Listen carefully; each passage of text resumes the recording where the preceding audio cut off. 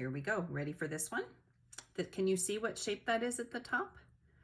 The cool thing about doodling, let me put that here. The cool thing about doodling is that once you see the basic shapes in there, you can start to create your own doodles. So here's another gumdrop shape. So we'll put that here, straight line with a gumdrop. Then we're going to create that little rectangle underneath. And look, we're making a skirt on this one, but we're attaching it right from the bottom and we're making it longer. And then we're going to attach it with a curve. And now we get to go in and add details. What do you see? Do you see the hatch? Do you know what shape that is?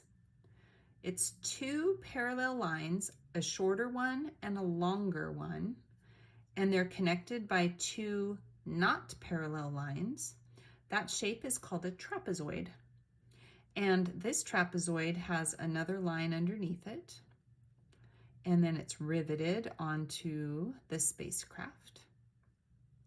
And then it has one of those cones underneath. So you add the lines down and then you go straight across. And then it needs feet to hold it in place. So just like this spacecraft, you're gonna do one down the middle and then one down the side and one down the other side. And you create the little reflection on the glass. And there you have it, another spacecraft.